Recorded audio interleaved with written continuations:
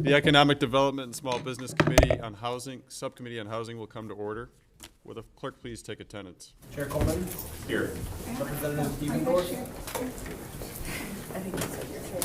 Yes, here. Stone. Here. Scott.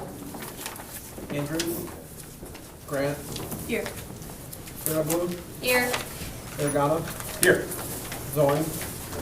Fink. Here. Boyer. Here. Mr. Chair, you have 8 members present on the form. Thank you. Representative Stone moves to adopt the minutes from the meeting on September 14th. The minutes from September 14th are adopted. Today we will hear testimony on Representative Devendorf's bill, House Bill 4919. Representative Devendorf, you can go ahead.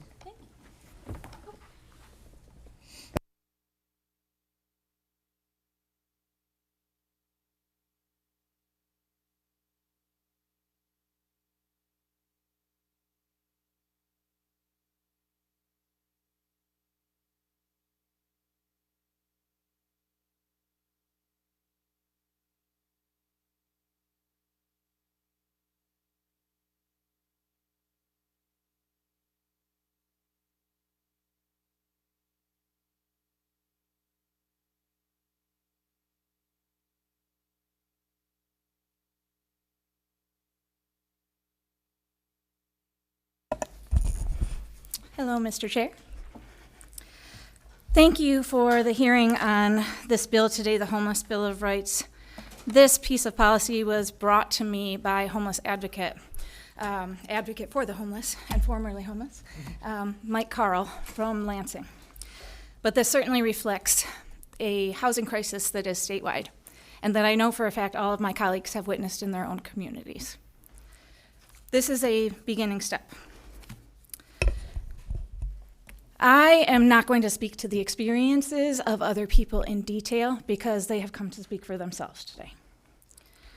Today, we're not here to end homelessness either. We are here to begin.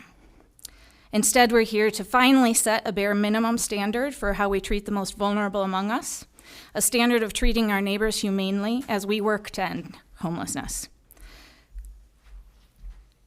Humane and ethical standards for interacting with our unhoused populations need to be our foundation, without a doubt.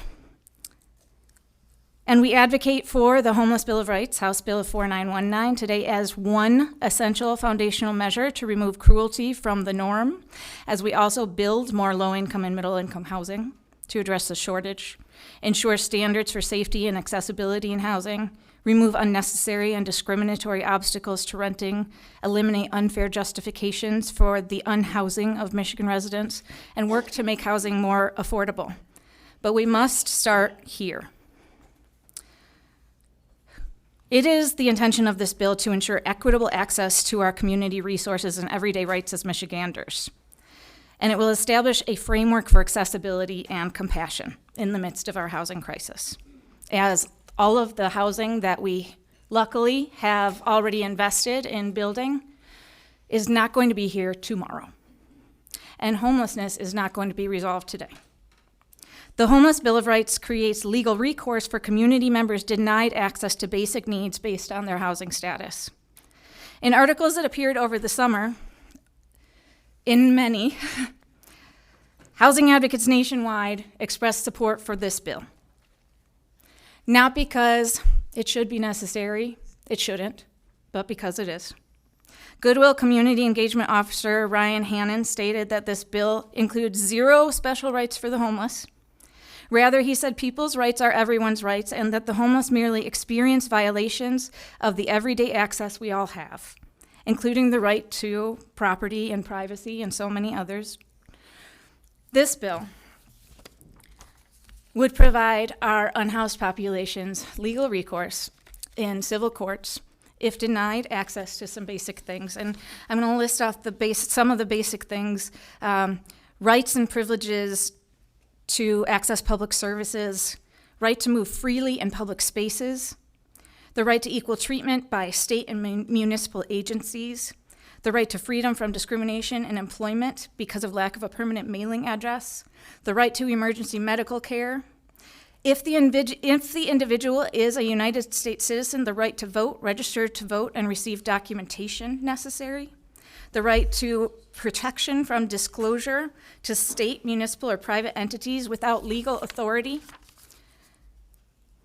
as so often private information of unhoused folks just gets shared. The right to private property. As we have seen across the state, sometimes when we don't want to see the struggle, we pick it up, move it, and or throw it away. The right to privacy in one's personal property as if you had a permanent residence. The right, if a homeless youth, to be enrolled in school without delay or discrimination because of housing status. These are not rocket science. The Michigan Coalition Against Homelessness has similarly expressed that unhoused folks experience discrimination at high rates and need these basic protections. Our national homeless advocacy organizations have weighed in articles across throughout the summer asking for these measures as a foundation. A multitude of social determinants of homelessness are caused or exacerbated by the denial of basic access to public spaces and public services. In Lansing and across the state, our shelters are full. Our housing is aging out and getting bulldozed after years of lacking investment. Michigan residents coping with substance abuse, PTSD, discrimination, and disability, even pregnancy, are fighting for the limited space in our under-resourced shelters. We are all, I'm sure you included, at our wits' end. Treating those who quite literally have nowhere to go, like unmentionables or cast-offs, is not just unacceptable, it just doesn't acknowledge the reality of where we are.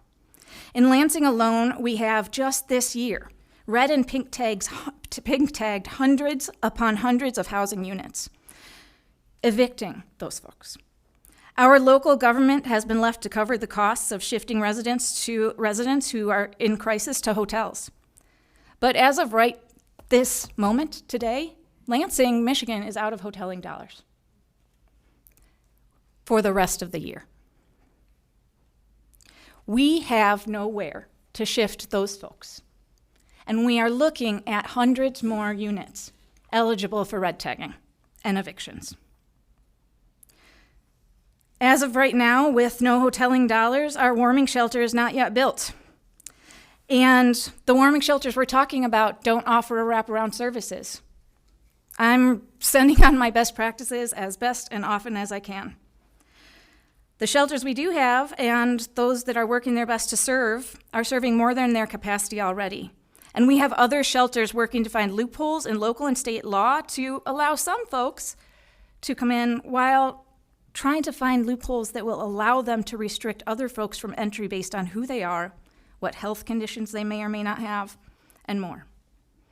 I will say this once this morning, but I will persist in saying this: advocating for our homeless communities and those struggling to access and maintain basic housing is not an attack on local governments or our property owners.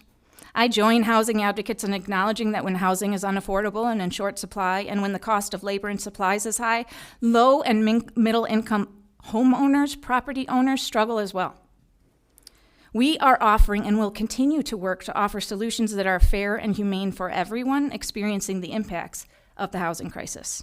The solutions, however, must think beyond building and must be soon. In Michigan, upwards of 8,500 people are unhoused and living on the streets of our communities. And yet our unhoused populations are representative of more than the neighbors we see. They include the neighbors that have no residence and are couch surfing in order to maintain shelter. In 2021, there were 30,113 people experiencing homelessness in Michigan. Black, Indigenous, and disabled people experience it at much greater numbers, and veterans know it to be a normal impact of their PTSD and the ways PTSD is often self-soothed. Homelessness in Lansing and throughout Michigan includes so many that we don't see, or that we work not to see, by moving our transient populations from one place to another, while picking up and disposing of the only belongings they have. I also have been sending on recommendations for how to responsibly and ethically and effectively address our encampments in all of our cities And we know that the best way to do that is to continue to regularly bring resources to the folks so that over time, folks are getting to the root of houselessness and not to cast them out or to throw them away. Homelessness is a challenge that is big and nuanced. And that doesn't mean we should not do it. It means we must make it a priority. One of the most frustrating facts about advocating with and for unhoused people is that we know at this point, through research and experience, not just how to treat it, but how to eliminate homelessness over time. We just have to decide that we care to do it. I ask that we please support this bill as an actionable statement of our values as Michiganders. I implore us to decide today to take a position on a struggle too many work so hard to hide or find reasons to persecute. And as we hear more stories, I ask that we ask ourselves not just what our values are as legislators, but what we preach to be our core values as people, and to live by those convictions for our neighbors. I am open to questions, but I also know that we have a number of folks who would like us to understand their own personal lived experiences, and I would like to leave time for them as well. Thank you. Thank you, Representative. I appreciate your testimony. We're going to keep things moving along because we have a lot of people that want to speak. And just to the speakers, keep it at a minute or two. I wouldn't normally do that, but we have several cards here, and I just want everybody to get a chance to talk. Do any reps have any questions for Rep. Devendorf? Rep. Stone. Thank you for bringing this. As a member of our Poverty and Homelessness Caucus, it's a passion of mine as well. I just have a question around like how it was formulated.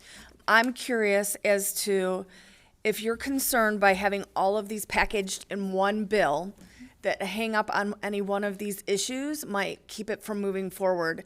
Can you speak to why one bill and maybe not multiple bills in a package that can address these and move at a pace at which we are addressing them? Yeah, absolutely. So many of these are resources that already should be available, but just aren't. I have been, and many of you know, working in civil rights and public policy for, I'm 45 in a week, a really long time, decades. And one of the things that you learn over time is that if you don't list it, if you don't write it down, if you don't state it, people have trouble seeing it. The purpose of this bill is to ensure there can't be discrimination based on housing status, whether you do have housing, whether you don't have housing. Currently, under the Elliott-Larsen Civil Rights Act, we provide protections for a number of different categories based on saying that discrimination cannot be in housing, cannot be based on these certain categories. We don't have similar protections for the unhoused or housing status. I am open, certainly, to adding protection based on housing status to the broader civil rights laws we already have, but I also know the value of listing out what the struggle looks like and the main areas people are restricted from entering and receiving resources. And this is one piece of legislation that came from coalitions on homelessness. More than 5 years ago, and the first bill, then this is a reintroduction, was in 2017. So this is a conversation that has been happening for a while, and without us explicitly stating that these are primary areas and places where, while they should have rights, they're denied them regardless, it has not improved. So this is my effort to ensure we are enumerating the need. Reading through this list, one that really caught my eye was the right to access to voting. Yeah. And it's very interesting that our Constitution establishes citizenship and age as requirements, but not residency. Yeah. And while we know that many things we vote for are tied to residency, it really bothers me that we're impacting people from carrying out that constitutional right. Yeah. I really appreciate that. And absolutely, we should all have a right to weigh in on who will represent us, but also to be able to speak on our needs. And just being transient and having an address that can change can make that difficult. Many unhoused folks use shelters as addresses, and it still isn't a perfect system. But we need to allow for the possibility that the address somebody needs to use is not going to be permanent and may be changed, and is not going to be where they live. Minority Vice Chair Argona. Thank you, Mr. Chair, and thank you, Representative, for bringing this forward. Obviously, this is a lofty goal to address. From what our staff found, actually, there's been a 71% decrease in individuals experiencing homeless over the last decade plus, which is good, but, we want to still keep addressing that. I mean, 71% is great, right? But if we can help in any other way, that's fantastic. Reading through the bill, though, I saw there's a couple of things such as the right to equal treatment by all state and municipal agencies, the right to emergency medical care.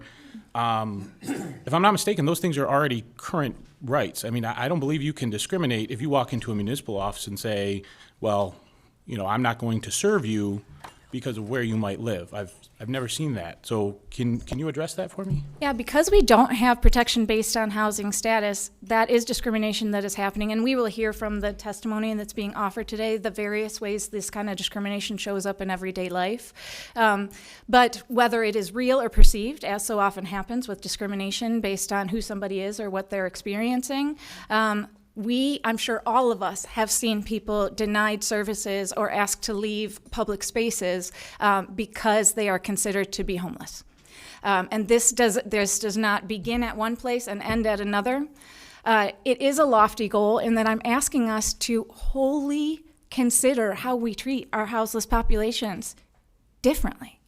We do need a reimagining of whether what we've been doing has been effective but also humane, because this is real discrimination that has happened and it shouldn't be denied because we all should have that access. But the fact is, when we consider somebody to be an inconvenience or somebody that we don't want to see based on A through Z reasons, our unhoused populations experience the denial of services at a regular rate. Thank you.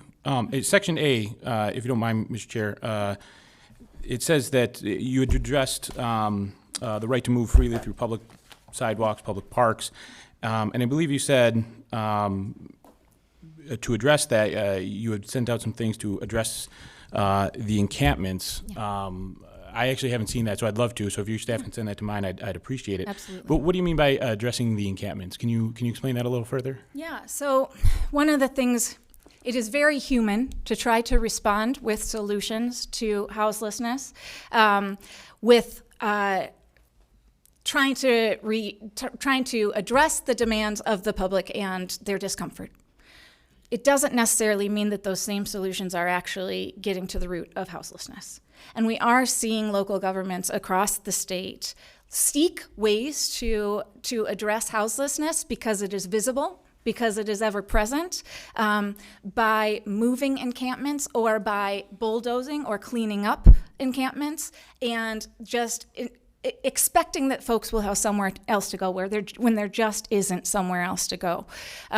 Unfortunately, and some local governments might think fortunately, this legislation doesn't stop local governments from treating anybody poorly.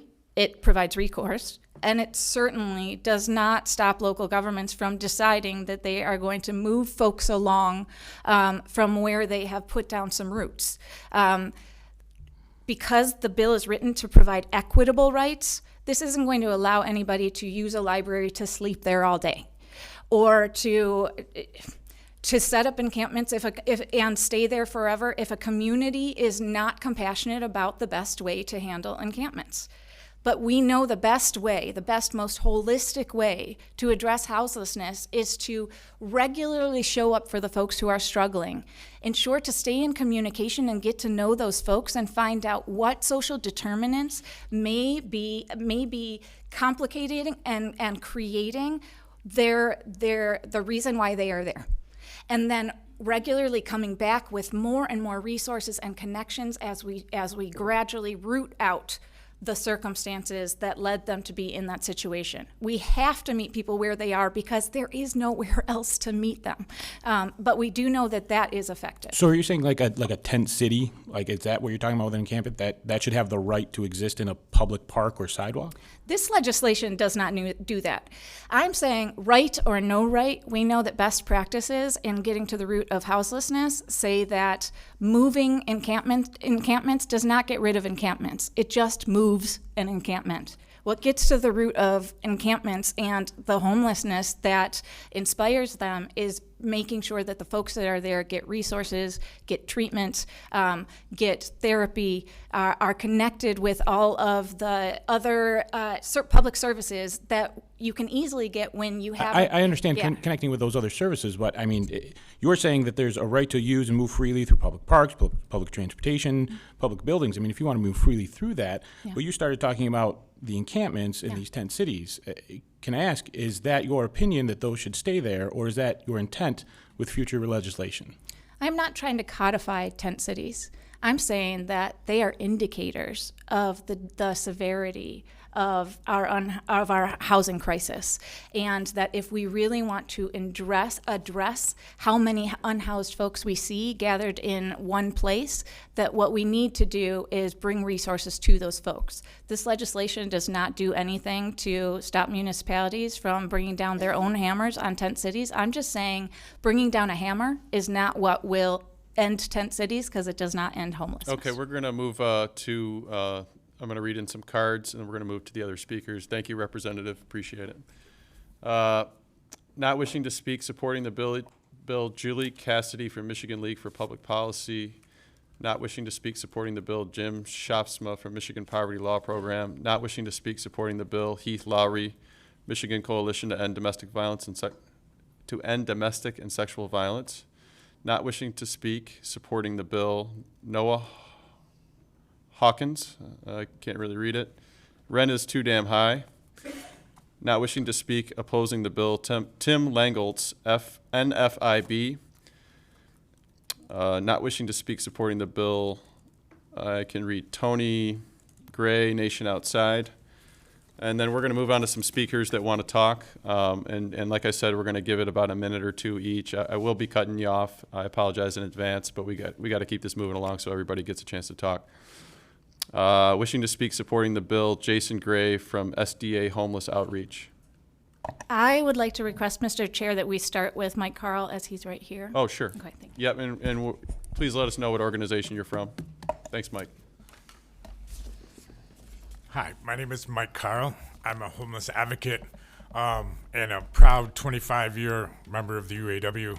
We're currently out on strike right now. I am a homeless advocate that came from the streets. I am a homeless advocate that started my own program. I'm a homeless advocate that have got thousands and thousands of people off of the streets right here in Lansing. And I teach communities and shelters across the country to start a Housing First initiative.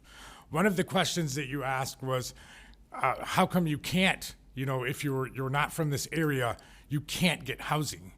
I have letters in my packet that show that there's shelters that say if you're not from Lansing, you can't have shelter here, and they kick you out or give you a bus ticket.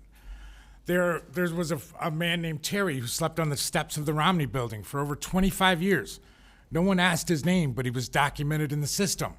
He had been missing for 11 years from an AFC home in Ionia. There are others that will stand up and talk about the discriminations that happen inside of shelters, inside of housing programs, if they don't get the documentation that they needed. There's a lot of agencies that don't help with specific needs, so I started my own. I started the Homeless Angels in 2013 and created the very first hotel program, community funded in the country. In 2016, I bought my first hotel that's still in operation today here in the city of Lansing. I walked away when they asked me to take a salary because I don't believe in that.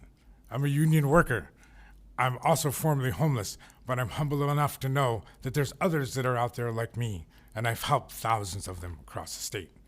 Some I found in Detroit and brought back here to Lansing that are now part of other programs here, like Endeavor House. And Helping Women Period, or other organizations that are out on the grassroots forefront trying to help people fight discrimination in housing and in shelters. Did you know that if your child is 12 years old, he can't go with the mother to the women's shelter? He must go to the men's shelter by himself. There's also other rules that help people get into shelters that they don't know about, because shelters don't address them and tell them the HUD steps that they need to take. So they wait in hotels for 9 or 10 months and then get dumped back out on the streets. When we spend $120,000 on a family, we could have bought them a house and ended homelessness right there. I see it every day. This bill will help end discrimination. It will help fight the economic and social injustice that is applied to some people that are living out on the streets. And I think it's important that all of us, at some level, stand up and help where we can, because that's all we really need to do. Thank you. Thank you, Mike. We're going to just do one question. Rep. Stone. Thanks. Just a quick comment. You shine a light on a very interesting fact that came to my attention, is the amount of money we invest in wraparound services versus keeping people in homes. By 25%, we could save 75% to subsidize keeping people in homes. And that was a very glaring, we spend about $40,000 a year in wraparound services for unhoused people. And yeah, over the course of 3 years, that could provide them long-term housing. I really think they need to look at my very first hotel program. I spent $8,000 a person. I housed over 1,000 people for a year. It cost me $90,000. We spend more on one individual family in a hotel than I spent to run an entire hotel for a year for over 1,000 people. That's why I started my own, and that's why I bought my own hotel and gave it away, so that more people could stay inside. And I think more of us need to do that. I also run the Freetail store in the Lansing Mall, a 6,500 square foot free store. I also run the diaper bank here in Lansing that services most of the shelters, the schools, and the hospitals. Because that gap was not getting filled, it collapsed. So I stepped up and helped. So there's all different areas that affect when you're homeless. When you're in a shelter, you can only have 2 pair of underwear. You can only wash your clothes once a week, if you're lucky. So I took over laundromats, and I do a whole day every month just to wash the homeless's laundry. And I think all these little aspects help. And I appreciate you taking the time to listen to this bill. Thank you. Minority Vice Chair Argona. Thank you, Mr. Chair. Mr. Carl, is it? Yes. Yeah. So first of all, thank you very much for your work. Whenever I speak in front of groups of kids, I always tell them, you want to change the world, roll up your sleeves, get your hands dirty, right? You're doing that. I remember when I was a kid, my family actually took in 2 different guys who, 2 different times that were homeless. One was suffering from PTSD, which is why it was hard for him to keep a home. The other one was actually convicted and served his time for a sentence for manslaughter. So I applaud what you're doing. Mm-hmm. Can you help me, can you point to a section on this bill that will help the people that you're helping, that you're serving in your hotel, get back on their feet? Yeah, a permanent address. A permanent address will help you apply for a job. That's your number one thing you need to do when you're homeless. Not your hotel. I'm talking about a section in this bill. What changes are we making in law to help those people get back on their feet? You're clearly doing it. You're helping these people in a hotel. Mm-hmm. What changes are we making to Michigan's law in this bill that will help those people get back on their feet? How is it going to help them become productive members of society? Because it sounds like the people you're helping don't have a job, don't have a home. So what in this bill is helping to help them become productive members of society? The number one thing is it will hold the system accountable. That civil penalty, like most of the families that you see here today, some were in hotels for months, and under the Vito McKinney Act, their children should have been put in school. This protects that, but they can use that leverage to go back and get the rights that they need. If they're not getting the housing help that they're supposed to get, they can sue the agency. I think that's only fair to hold accountable. For years and years, agencies have taken money and not given it back to the people, not shown the progress and success of their programs. This gives them the right to enforce the HUD guidelines that are out there, because most of these shelters in the state do not follow them, and I've proved it. Okay, thank you, Mike. Thank you. Really appreciate you being here and appreciate you everything you do. Yep. Thanks so much for taking the time to be here today. Thank you. Thank you. And I'd actually like to talk to you. I'm going to have my office reach out and talk to you both some more about Okay. some of your things you're working on. So thank you. Okay, next up, and we're going to keep this moving along. We're not going to do questions for each speaker because we have so many cards to go through here. Jason Gray from SDA Homeless Outreach, please come up.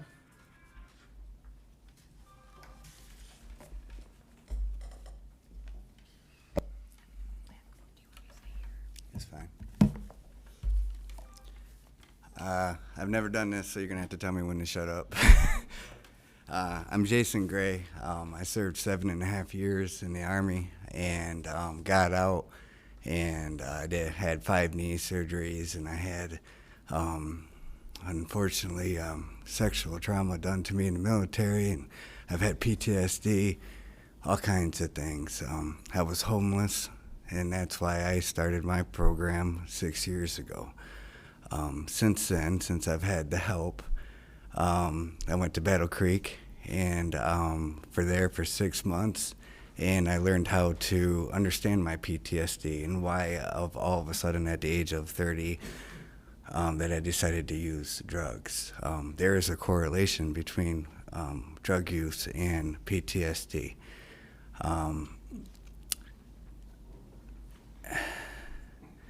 So this bill is not perfect, but it is a start.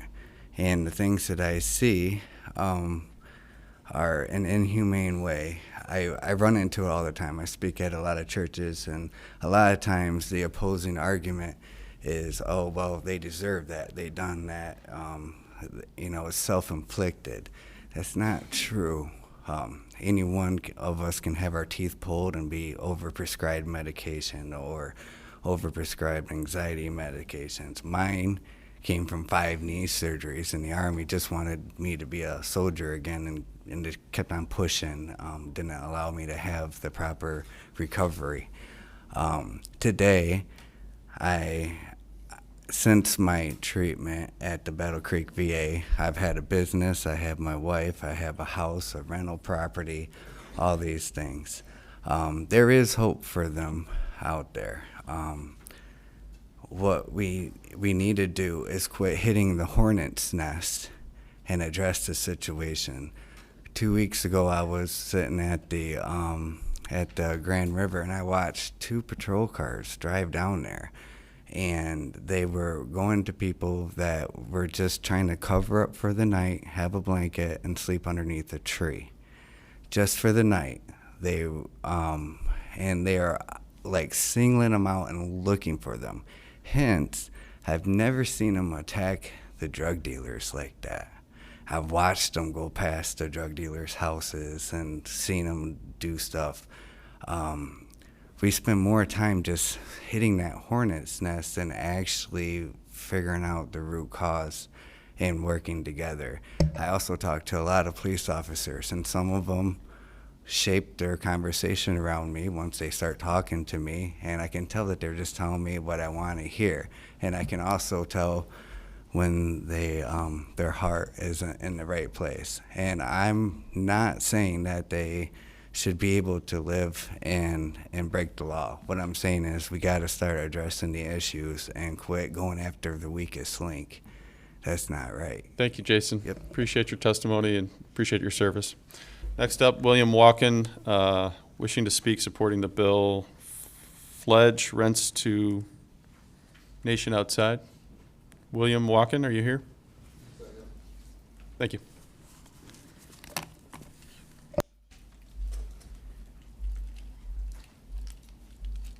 First and foremost, this is not a 1-minute issue. This is a very complicated issue. It is a very big issue.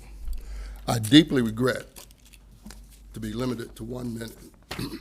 One of the things asked was what in this bill will help the people that was of the guy that was sitting here. Maybe we should look at, I think it's section, well, whatever comes before G, NG. We look at the fact that children are in schools. When they're in school, if they report being homeless, the teacher reports being homeless to protective service. So we now start breaking up families. They spoke of a 12-year-old male could not stay with his mother. So now we have family separations. And what's happening to that 12-year-old mother or that 12-year-old child out of the presence of that mother in a shelter? So we have to look deeper than the surface to address these issues. As some may notice, I carry my keys around my neck.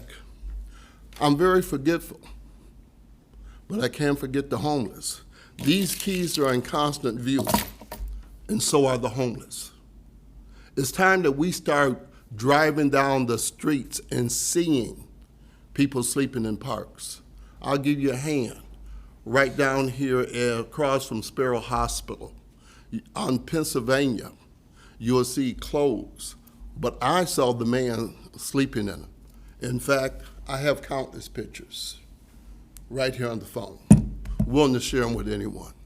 In addition to that, Rite Aid's recently closed on MLK and Saginaw.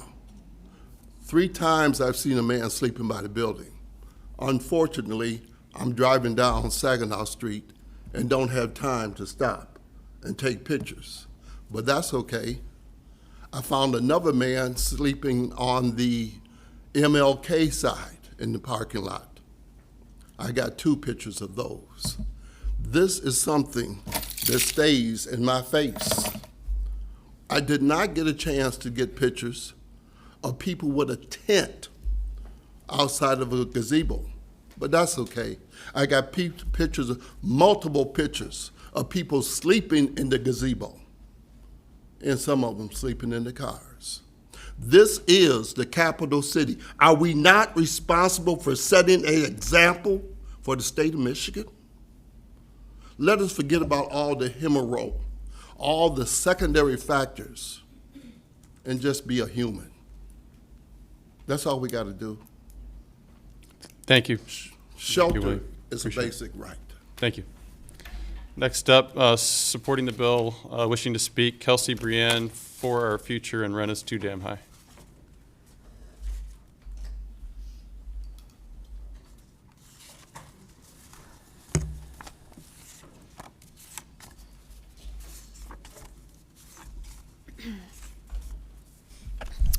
Hi, my name is Kelsey Brian. Like I said, I'm with For Our Future and the Rent is Too Damn High Coalition. I'm wondering if we are more concerned about the appearance and nuisance of homelessness, or are we more concerned about addressing houseless individuals? I think a lot of times when you see people that are on the street, you think that that is the only form of homelessness. But I personally, of last year, have experienced housing insecurity and homelessness by couch surfing. And I think a lot of times we forget that a lot of people who are considered unhoused often have options where they could stay. I was unhoused because of an issue with the apartment I was staying at. I technically have a place that I could stay at my parents', but they are homophobic and it's not a safe place for me. I would also say that you asked the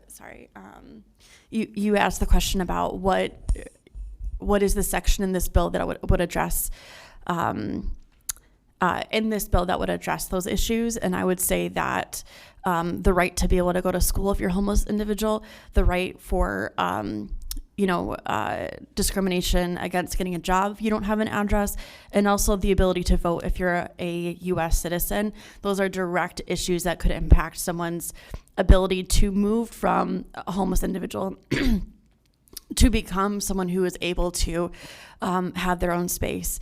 And those of us who are here with our red shirts and Rent is Too Damn High, we fundamentally believe that getting those people housed immediately will be able to empower them to do we'll be able to empower them to be able to live their lives so they're not in survival mode 24/7. We fundamentally believe that housing is a human right and that housing first is the way to go about that. If you look at the broader issue as well, housing rights, the rent is too damn high. And so if you are trying to transition from living on the streets or couch surfing or what have you, people need to have affordable and safe housings to make that transition. So I would implore you to look at homeless individuals not as this like nuisance or, this like taboo thing, like the tent city comment that was made. Just because homelessness has decreased by 70%, that is, sorry. We need to have homelessness down to 0%. I don't care what percentage we're at. If there is one homeless individual, that is too much. Okay, thank you. Yeah. Kelsey, appreciate it. Next up, Kyle Richard from Rennes Too Damn High, wishing to speak, supporting the bill.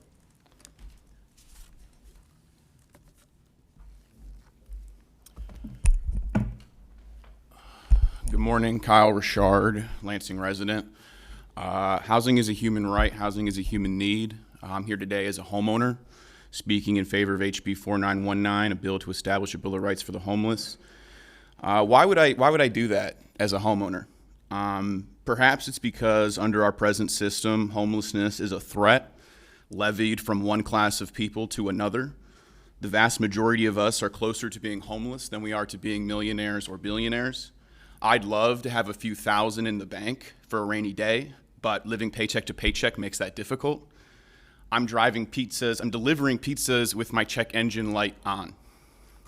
I think this is a good bill. It lays out 8 basic rights. Is it a comprehensive list? Probably not, but it's a foundation that we can build off of. And this group of people today has the power to move this bill to the next step of this democratic process. Move this bill up and out of committee. Move this bill to the floor and to the governor's desk. Now is the time to move on this with an understanding that there is still work to be done. Addressing the rights of people displaced, unhoused, or otherwise homeless is an important step on the path toward a society where everyone has access to safe, stable, comfortable, and if it need be at a price, affordable housing. We are talking about housing. Thank you. Thank you. Appreciate it, Mr. Richard. Next up, wishing to speak, supporting the bill, Gabrielle Biber, Haven House. Gabriel Biber. Hopefully I said that right. Thank you, Mr. Chair. Yep, you got it right. Gabriel Biber, Executive Director of Haven House. I'm also a board member of the Capital Region Housing Collaborative, which is the continuum of care for the Lansing-Ingham area. Besides being an emergency shelter for families, Haven House is also the lead agency for the Homeless Management Information System. That's the statewide system that service providers use to help manage information about those we serve. After working with homeless families in Lansing for over a decade, I continue to be humbled by the many different experiences that individuals and families have with homelessness. And I think one of the reasons that it's important to strongly support this bill is because it emphasizes the need for this diverse array of interventions. Everything from immediate low-access shelter to folks that might be chronically homeless, perhaps living under a tarp next to the river, all the way to a family maybe that has never been homeless before. But like we've heard from others, they're one of more than half of Michiganders that don't have a month of money saved up in the bank. Much closer to homelessness than not.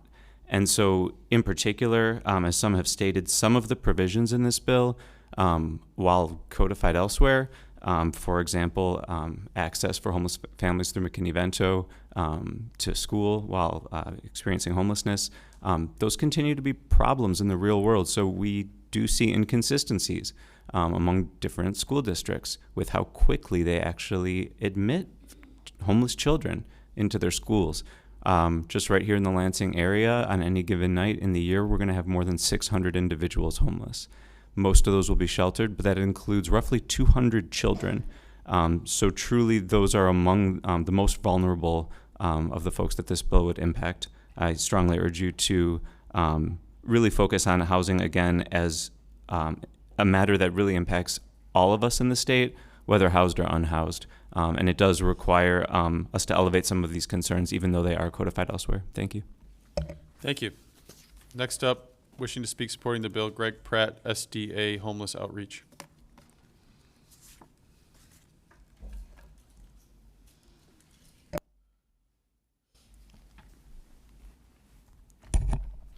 Hi. Good morning. My name is Greg Pratt.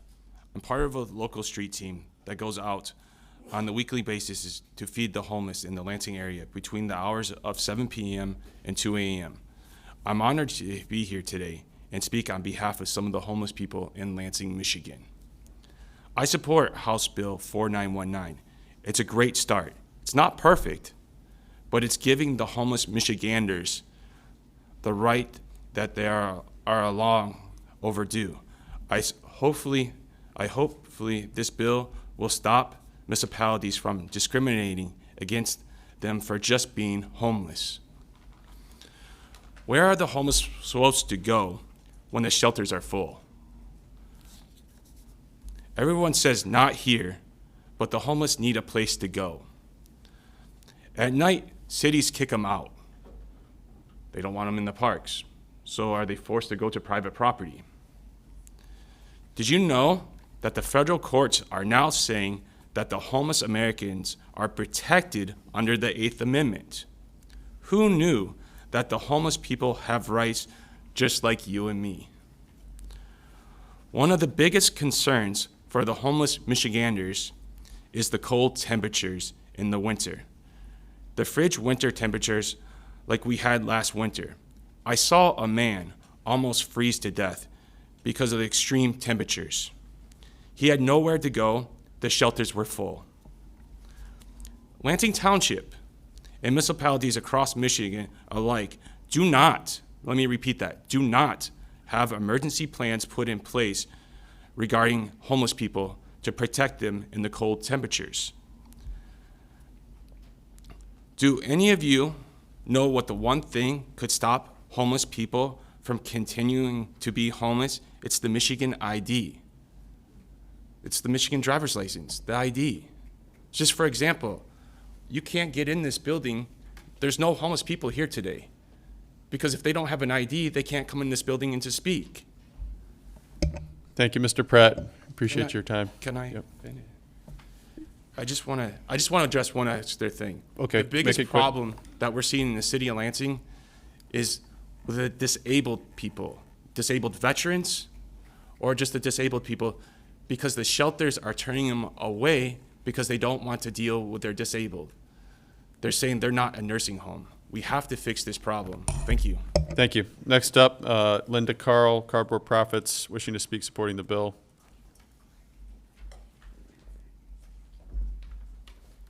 Is she here? Oh, coming up. I see it. And I apologize. We're going to have to really keep this moving along quick here because we have members who have to leave at 11:30. That's just fine. Thanks so much for coming. So. You're welcome. My name is Linda Carl. I'm with Cardboard Profits, and I'm the one director of the Capital Area Diaper Bank, but I'm also the one that takes the calls from 211 and LPD when the shelters are closed. So at 71 years old, that tells you how great the need is. And I find it hard to believe that there are less homeless people. I guess I don't know what y'all are seeing, because I know how many I see every day and how many call. But my biggest concern is about what happens, as Greg said, about the disabled. We had in the back of Lansing Mall a woman, a double amputee, that no shelter would take her. The requirement is to be able to get on the second bunk. If you can't get up there, you can't go. You're a liability. What about the people in oxygen? We hear it every day. What about the mother with 4 kids that they are now, when at the renewal of her apartment, is told, sorry, your rent's going up to $1,500 a month, and if you can't pay it, you're going to have to go. She's been shot in the head. She has 4 kids, and she's going to be out on the street. Thank you, Linda. You're welcome. Appreciate it. Next up, wishing to speak supporting the bill, William Rodriguez, 3 myself. I think I read that right.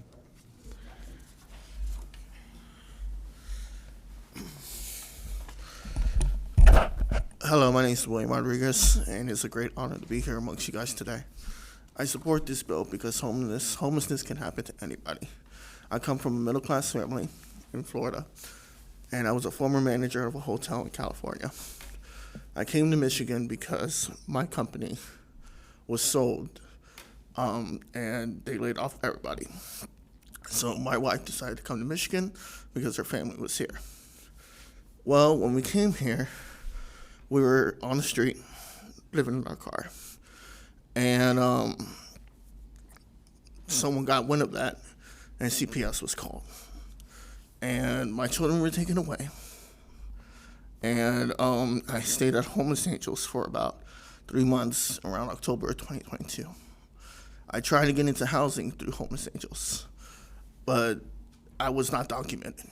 I was just basically put on a room, and just stay there for 3 months, and I had to figure it out myself. So I'm no longer homeless, but I think there are families still in the Lansing area who are not documented, and I believe this bill will help that. Thank you, Mr. Rodriguez. Appreciate it. Next up, Brandy Edwards from Homeless Community, wishing to speak supporting the bill.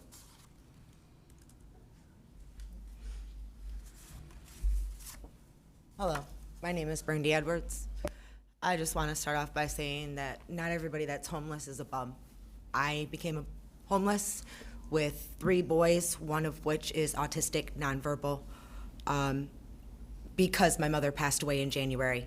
Nobody is financially set to bury somebody, and it fell on me being the oldest. I became homeless. I'm going to say this much. I was also diagnosed with severe cervical spinosis, myopathy, while being at the Haven House, along with a tumor in my spinal cord. I have an autistic child. I also was separated from the father of my children while living in the shelter. To which was then told that I had to leave after 3 months. The housing plan that I was on, I could never afford to begin with. So I don't understand that one. But I begged and pleaded with people to help me, give me direction, point me any direction. The lack of education inside of this shelter system is ridiculous. That is all I gotta say. Thank you, Brandy. Appreciate you. Next up, wishing to speak supporting the bill, Crystal Sierra, Angel Hands Community Outreach. We have one more speaker after you, and we have a hard stop in about 5 minutes, so just appreciate you coming up. Hi, my name is Crystal Sierra. I am the owner and founder of Angel Hands Community Outreach in Shiawassee County. This is a need that's in every county. This year alone, we've had 2 of our homeless die because they were cold, wet, and hungry. That is not acceptable. Not for me as a Christian and not for me as a human being. It's not acceptable. This bill will enable us to reach the need of these people. Education, you know, the whole school system. We are a historical community, which really they try to brush it under the rug, and we want to think that they're not there. I do believe that even with the tent cities, we've got to do something about that. We don't have anywhere to go. We're coming up on the winter months. Where are these people going to go? We go home to our nice warm houses, and I know the difference between each. 18 years ago, I was homeless on the streets of Lansing. I was put out, I was prostituted, I became addicted to drugs, but because there was facilities able to help me in the inner cities like Detroit, I was able to get clean. I now run a business that helps homeless on a daily basis between showering, feeding, and meeting their community needs. As a community and as the state capital, I say that we can do better. We can do our homeless better, and we can do better at communicating and educating everyone in our community so that we don't have the lack of understanding what homelessness is. Thank you so much, Crystal. Thank you Appreciate for your it. time, sir. Next up, our last speaker wishing to speak supporting the bill, Jonathan Evans, unhoused citizens. Hi, thank you. My name is Jonathan Evans. I've worked indirectly and directly with people experiencing homelessness for 3 years. My work experience was before the pandemic. So in regards to 71% decrease, I'd be interested to hear what the numbers look like since the COVID money has dried up. During the period of COVID time, the federal government released a lot of funds to shelters and providers to give them money to help people during the pandemic, and that money has all but dried up. So there will be, the housing crisis is gonna get worse.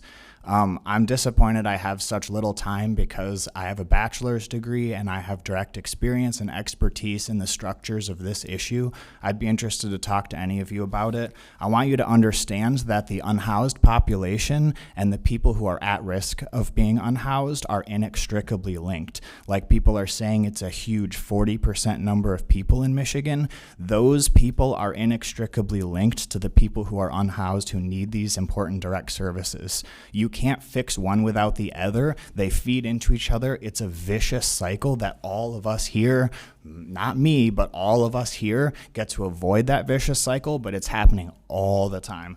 I'd like to draw attention to specific language that does directly address the discrimination that happens. You may not like to hear this, but police pick up homeless people and drop them off. And I can tell you that the things that they say to those people in those cars, I wonder what they say to them. I wonder if they treat them with respect. I'm sure many cops do. I'm sure many cops do not. So we have people, disabled people, mothers. I live in Lansing. I drive around. I see people pushing strollers at night. Women walk all night to avoid getting raped. Do you know that? They walk all night so that they don't get raped, because that's how many people are suffering, how dangerous. So here's the language. The right to use and move freely in public spaces, including but not limited to public sidewalks, public parks, public transportation, public buildings. You may not think that state and municipal agencies are discriminating, but they are, and they pick people up like discarded trash and move them somewhere. And they're disabled, they're moms, they're young moms, they're people with no money, no ID. I have a family support. I have parents who can bail me out. I do have financial issues. I'm so privileged to have parents. These people don't have parents. They need your help, and this language codifies that. Receive documentation necessary to prove identity for voting. Okay, Jonathan and Rep. Devendorf, here's what we're going to do, because this was the situation today, and I appreciate everybody who came up and talked. We had far more speakers than we expected, and we started late, and we have members that have to leave. So what we're going to do, I'm going to let the members make comments very briefly. We're not going to do questions or back and forth, and I apologize for that. I hate to do it that way. Next week, or the next time that we can meet, as soon as we can meet, we'll come back to this conversation, because the gentleman, William, that came up, I don't think he's here, he mentioned it's more than I see it back there, William. I agree with you, it is more than a 1 minute each issue, and most people got 2 to 3 minutes to speak. But it's more than a 1 hour issue too. I want to have more discussion and give the members and Rep. Devendorf a little more time on this. So very briefly, if any members want to make a comment, and then we're going to wrap it up for the day, and then we're going to come back to this conversation. Thank you. Rep. Fink. Yeah, thanks. Obviously, Rep. Devendorf, you and I can follow up on this more. Of course, we've already had conversations about our shared concern about the lack of sufficient housing of, I think, every type in Michigan. And certainly the impact is felt the most by people who don't have any house at all. So I appreciate your passion for the issue. You know, one of the things that I want to talk to you about, and I know we can pick this up next week, is just some of the details in this legislation. I do have some questions about, you know, for instance, the right to privacy and personal effects. Is that different from a housed person's right to privacy under otherwise the same circumstances? I'm not sure that that's something we could really figure out. So, but we can do this over the course of the next week, and I look forward to it. Thank you. Thank you, Rep. Cerniglu. Thank you. So when I first came here today, I had some of the same questions, like what will this really do for homeless people? So I got this copy of the bill and I started reading, and then I got to Section H, the right of a homeless youth to be enrolled in school without delay or discrimination because of housing status. Now, I think a lot of us sometimes think of homeless or not with a permanent residence as other. Well, I'm here to tell you that I missed third grade because my family didn't have a permanent residence. It happens. And because of that one thing in there, this is important, this is needed. And there are things in here that we can work through, like the voting. Representative DeBoyer and I will ensure that that section can be implemented in a very secure, non-fraudulent way. So thank you for bringing it forward, and thank you for everyone who shared their stories today. Thank you. Rep. Stone. Thank you. Thank you for sharing that, Rep. Cernoglu. I think the biggest thing is the lack of visibility, right? The stigma around that continues, and continuing to raise this and making sure that we include the visibility around this, and allow people to share their experiences and stories, because I think there's people that have been impacted that are close to us that we don't always understand those broader implications. Thank you. Any other members who haven't spoke yet? Okay, seeing none, I just want to say thank you to everybody that came today. Appreciate your advocacy and everything you're doing. I know you shared a lot of personal testimony, and I do promise that we will come back and discuss this bill further in the future. I will talk to our vice chair about doing that in the near future. Homelessness affects probably every district that we represent, and we want to have this discussion and see what the state can do, best policies for addressing the needs of our homeless citizens and residents in the state of Michigan. So I do appreciate everybody who came today. Representative Aragona moves to excuse. We don't have any absent. We do have an absent member, so make a motion to excuse absent members. There being no objection, the motion prevails by unanimous consent. And there being no more business before the committee today, the committee will stand adjourned. Thank you, everybody.